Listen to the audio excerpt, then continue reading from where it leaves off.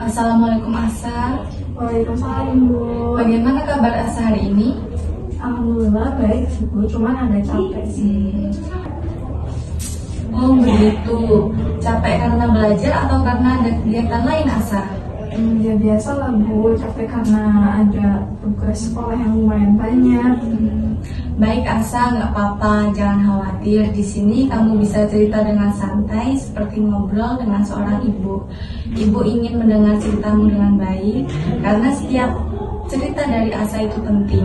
Nah, sebelum kita mulai lanjut ngobrol, Ibu mau menjelasin sedikit tentang asas dalam bimbingan dan konseling biar kamu merasa aman. Jadi yang pertama ini ada asas kerahasiaan.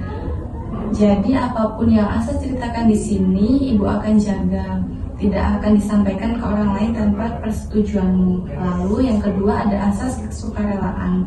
Kamu datang ke sini dengan sukarela, bukan karena paksaan. Dan yang ketiga ada asas keterbukaan. Semakin terbuka kamu cerita, semakin mudah kakak memahami dan membantumu. Dan yang terakhir ada asas kepercayaan, yaitu saling percaya antara kita berdua. Dengan begitu, sesi konseling kita ini bisa berjalan baik. Kamu merasa nyaman dengan itu kan? Iya Bu, saya jadi lebih nyaman untuk cerita setelah jelasin ini. Alhamdulillah. Kalau begitu Ibu senang dengarnya. Nah, sekarang kamu bisa mulai cerita ya, apa yang akhir-akhir ini sering kamu pikirkan atau rasakan? Saya tuh lagi kepikiran terus Bu soal tugas dan nilai. Saya takut gagal. Dan setiap mau belajar tuh saya malah mikir yang enggak sih Bu, mikir yang jelek-jelek gitu. Oh, Ibu paham. Coba kamu ceritakan lebih detail. Saat kamu bilang kepikiran terus itu, pikiran seperti apa yang muncul di kepalamu? Jadi pikiran aku tuh kayak ini Bu, aku pasti gagal. Terus nanti kalau nilaimu jelek, sih semua orang kecewa. Atau mungkin aku memang nggak mampu. Itu Bu yang ada dalam pikiran aku tuh. Terima kasih sudah mau terbuka. Jadi pikiran kamu sering berputar di hal-hal yang membuat kamu takut gagal ya. Nah, pikiran-pikiran seperti itu bisa sangat mempengaruhi perasaan dan tindakan kita. Saat kamu berpikir seperti itu, biasanya kamu merasa bagaimana Asa? Saya jadi merasa cemas Bu. Itu rasanya kayak nggak tenang aja. Terus kadang sampai nggak bisa tidur. Kepala juga sering pusing karena kepikiran terus. Wajar sekali kamu merasa seperti itu ya Asa. Pikiran negatif memang bisa membuat tubuh kita ikut tegang. Sekarang kita coba lihat bersama ya, apakah pikiran itu selalu benar. Dalam CBT, pikiran aku pasti gagal disebut pikiran otomatis negatif. Ibu akan mengajak kamu menguji pikiran itu dengan beberapa pertanyaan. Boleh Asa? Boleh Bu. Sekarang kita coba lihat polanya. Dalam CBT, pikiran seperti aku pasti gagal itu disebut pikiran otomatis negatif. Ibu ingin tanya dengan gaya bertanya sukortik ya. Apakah benar selama ini kamu selalu gagal? Enggak juga sih Bu. Jadi kadang sih saya juga dapat nilai bagus. Bagus, berarti pikiran aku pasti gagal itu tidak sepenuhnya benar. Itu namanya catastrophizing, membayangkan hal terburuk padahal faktanya tidak selalu begitu. Oh, jadi itu cuma perasaan aku doang ya Bu? Iya, betul sekali Asa. Pikiran otomatis negatif sering datang begitu saja tanpa kita sadari. Tapi kabar baiknya, pikiran itu bisa kita ubah. Sekarang Ibu ingin kamu coba mengganti pikiran tadi menjadi kalimat baru yang lebih realistis dan menenangkan. Sekarang kita ganti pikiran tersebut menjadi pikiran yang lebih realistis dan sehat. Kalau sebelumnya aku pasti gagal, menurut kamu kalimat realistis yang lebih menenangkan bisa menjadi apa Asa? Mungkin aku masih belajar, aku bisa memperbaiki kalau aku salah gitu sih Bu. Bagus sekali Asa, kalimat itu menunjukkan bahwa kamu mau berusaha dan percaya diri untuk memperbaiki diri.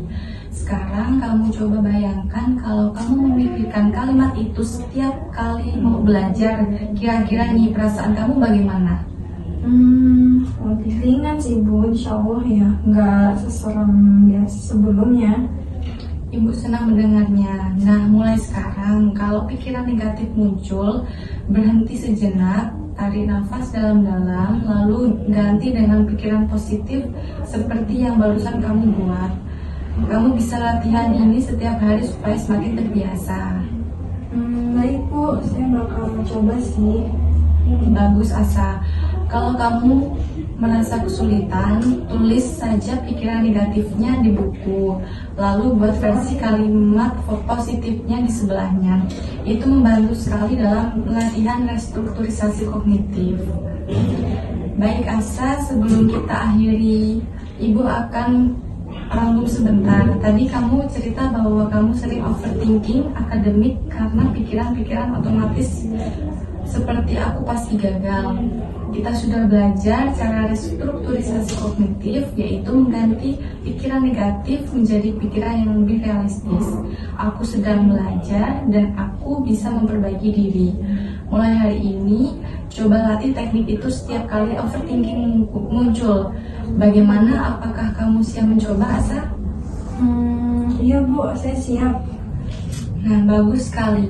Nah, sebelum kita tutup, Ibu ingin tahu nih, dari semangat kamu untuk belajar dan berubah hari ini. Kalau dinilai dari skala 1 sampai 10, di mana 1 itu sangat rendah dan 10 itu sangat semangat. Kamu menilai semangatmu di angka berapa, Asa? Mungkin di angka 7 ya Bu, karena saya mulai yakin bisa berubah.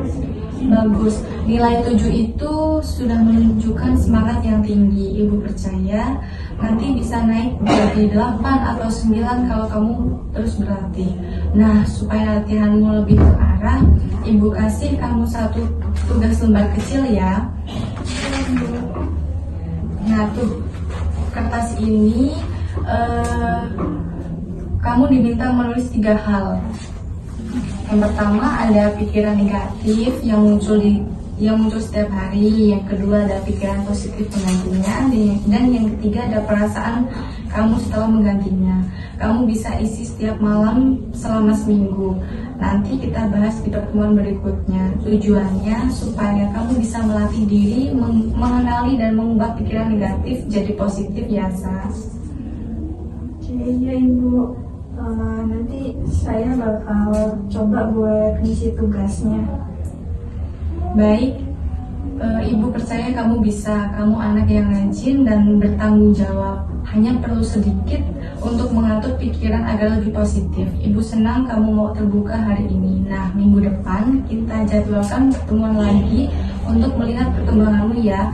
Hari Senin jam 10 bagaimana, Asa? Hari Senin jam 10 bisa Bu, insya Allah saya bisa datang. Baik, Ibu tunggu ya. Terima kasih sudah berani bercerita. Terus semangat belajar, jaga kesehatan, dan ingat kalau kamu tidak sendiri. Ada guru dan teman yang siap membantu kalau kamu butuh dukungan. Ibu akhiri pertemuan kita hari ini. Wassalamualaikum warahmatullahi wabarakatuh. Waalaikumsalam warahmatullahi wabarakatuh. Terima kasih ya Ibu. Hati ya, Sa.